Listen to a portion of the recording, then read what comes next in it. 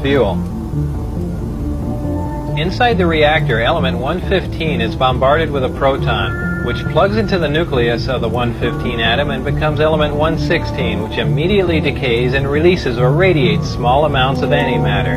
The antimatter is released in a vacuum into a tuned tube, which keeps it from reacting with the matter that surrounds it.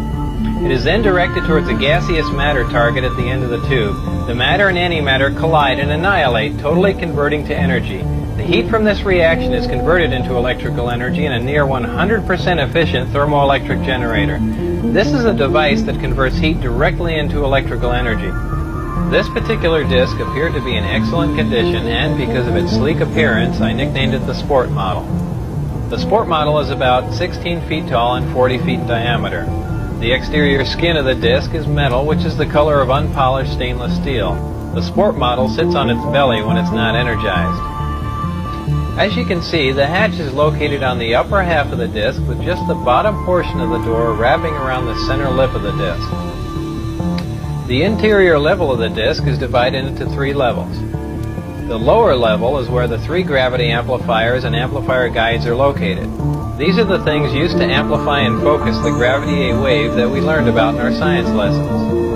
The reactor is located directly above the 3 gravity amplifiers on the center level and is in fact centered between them. The reactor is similar to this half-scale model. The element 115 is machined into triangles like this and is then inserted into the reactor. This piece of element 115 is the source of the gravity A wave, as well as the target that is bombarded with protons to release the antimatter. The center level of this disk also houses the control consoles and seats, both of which were too small and too low to the floor to be functional for adult human beings. The walls of the center level are all divided into archways. At one point in time, when the disk was energized, one of the archways became transparent and you could see the area outside of it just as if the archway was a window. After the panel had been transparent for a while, a form of writing, which was unlike any alphabetic, scientific, or mathematical symbols I've ever seen, began to appear on the transparent archway. I was never given access to the upper level of the disk, so I can't enlighten you as to what the porthole-like areas are, other than I can assure you that they're not portholes. The S4 installation is built into the mountain, and the 9 hangar doors are angled at about 60 degrees. These doors are covered with a sand-textured coating to blend in with the side of the mountain and the desert floor. My ID badge had a white background with 1 light blue and 1 dark blue diagonal stripe in the upper left-hand corner. At the bottom of the badge, there were letters and numbers designating various areas, including S4. The hangar was equipped with typical tools and extensive electronic equipment.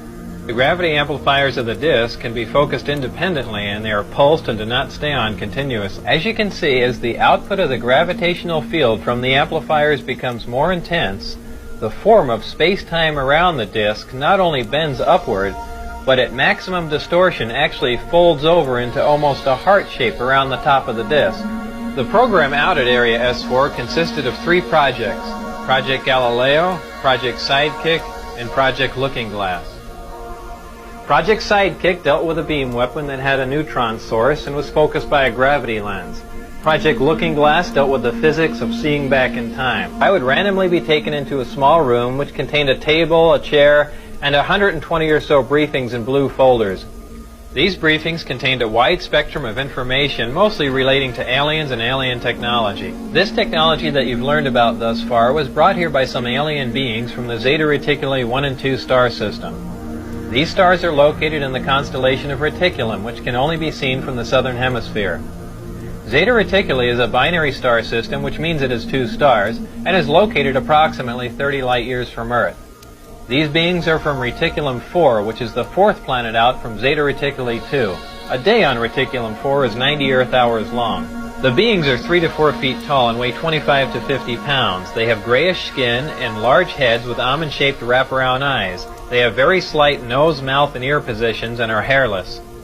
These beings said that they had been visiting Earth for a long time and presented photographic evidence which they contended was over 10,000 years old. There was an exchange of hardware and information in Central Nevada until 1979, at which time there was a conflict which brought the program to an abrupt halt. The beings left, but were to return at a 1623 date, and I don't know what that date is. These beings conveyed information about the capability of affecting the human brain to anesthetize the human body. These beings said that man was the product of externally corrected evolution. They said that man, as a species, had been genetically altered 65 times. They refer to humans as containers, yet I don't know what we're containers of.